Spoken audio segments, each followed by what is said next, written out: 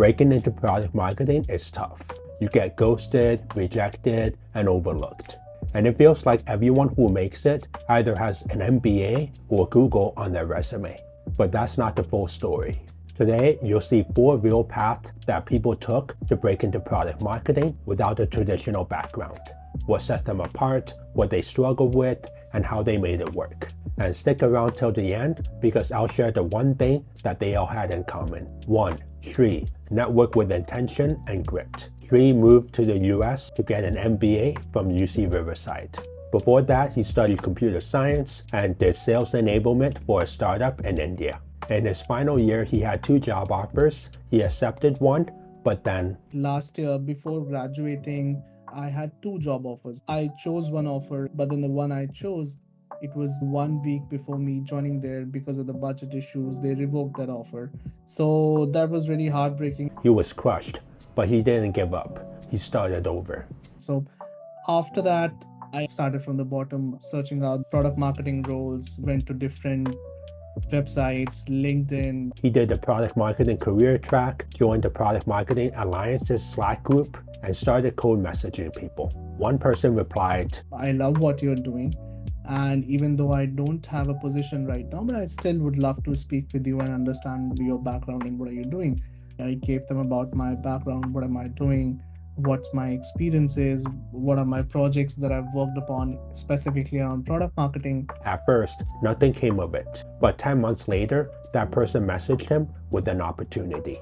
Fast forward to April, the same person reached out to me on LinkedIn stating that, hey, what are you doing these days? And I might have an opportunity for you and would love to connect once again if you're open. That conversation led to Shri's first product marketing role, not because he was the most experienced candidate, but because he had already built trust, shared his story, and showed a genuine interest long before the role was even open. Shri says that being disciplined was also a big factor in being able to keep showing up when nothing seemed to be working. If I have to tell you that, summarize what motivation is in terms of mathematical language, I would say motivation is a sort of a sine wave. But what really important, discipline, you have to be persistent, you have to be constant at what you are doing, and you have to keep on trying. The takeaway? A single cold outreach paired with consistency and curiosity can lead to a job offer months later.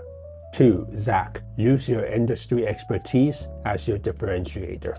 Zach is a product marketing manager at NVIDIA, but he didn't come from SaaS or big tech. I started out as a visual effects artist in computer graphics. I actually came across the role or product marketing during my job search. I was trying to pivot my career away from visual effects. He had years of experience in creative tools, and he used that insider knowledge as his superpower.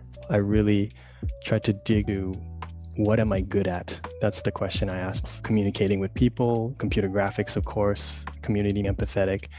And then how can I bring value to this role based on all my previous experiences? He was intentional about identifying transferable skills and framing them in a way that aligned with what the role needed. I really tried to dig into what am I good at? That's the question I asked myself. Communicating with people, computer graphics, of course, community management, being empathetic. And then how can I bring value to this role based on all my previous experiences? To stand out, Zach built his own body of work. I started my own meetup group, mock interviewing, updating resume, including my LinkedIn profile. When he got the interview at NVIDIA, he faced 8 rounds, including a panel of stakeholders from sales, dev relations, content, and product marketing.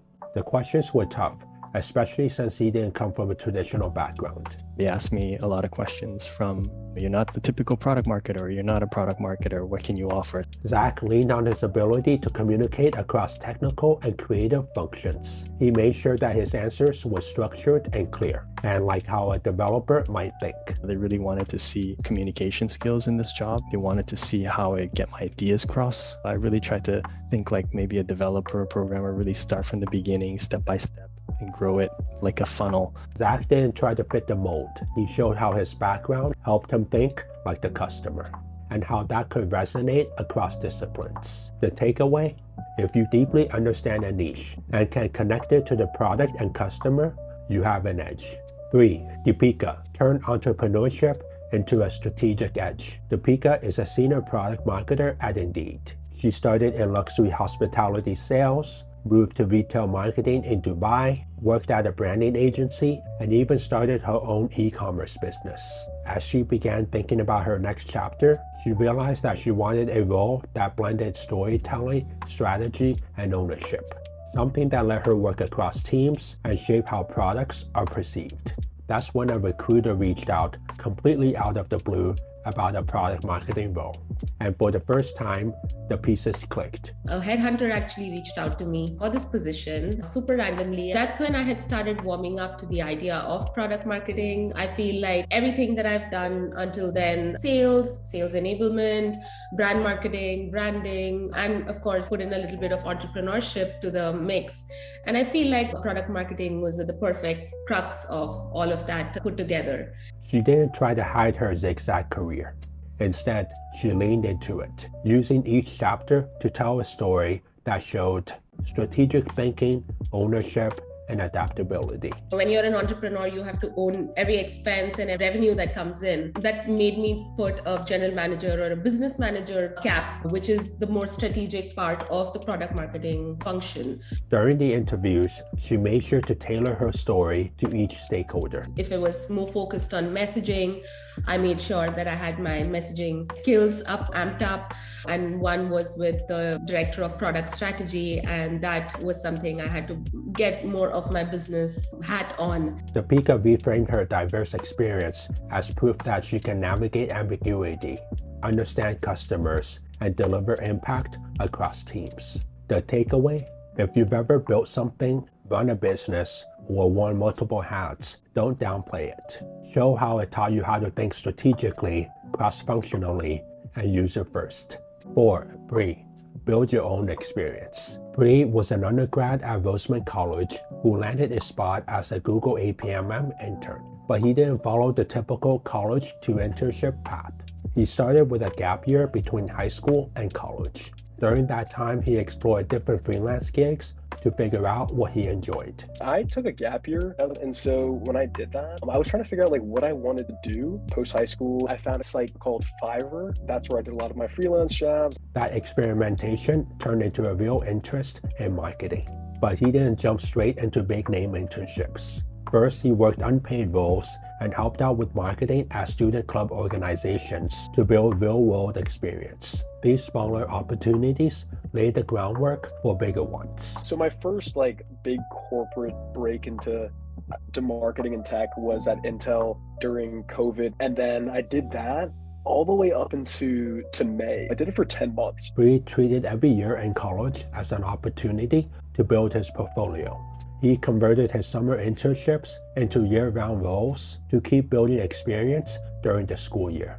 And he knew that breaking into a company like Google would take more than just a strong resume.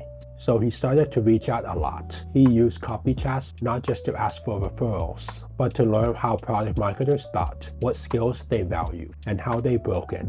The APMM application, I applied to that with a referral from someone that I met doing all these coffee chats. When interviews came around, he knew that vague answers wouldn't cut it. So he put in real time into case prep. The case prep and doing the hypotheticals is literally half the battle, because that's where they're either not specific enough with their answers or they're not considerate enough of all the possible factors that could help make their answer stronger. Bree didn't wait for permission. He built momentum year after year and treated every conversation as a chance to level up. The takeaway? You don't need to wait to start doing product marketing. Use unpaid roles, student clubs, and freelancing to build experience. The one thing that they all had in common: 4 different people, 4 different backgrounds, but they all had one thing in common: persistence. Most of the times you will feel that you are hitting your rock bottom and you just can't move forward with it. But at that time, your discipline helps you. You need to show them that you're really interested in what you're doing or what you may be doing. I feel like those are the skills that can define you if you use the right nuances of what you've done in the past. Even afterwards, if the application doesn't open for 3 months and then you ask them for referral, that's not going to look good. You're going to want to keep that relationship. Maybe message them once every 2 months just to have some fire there. They took the initiative and kept going even when others gave up. That's all for today. If you enjoyed this video, please give it a like. And if you're looking to break into product marketing, or if you're not sure if product marketing is the right path for you, you can book a free 15-minute call with me to talk it through. The link is in the description below. Also, if you want something that's more practical and actionable, check out the Product Marketing School at pmmschool.com. Till next time, see you.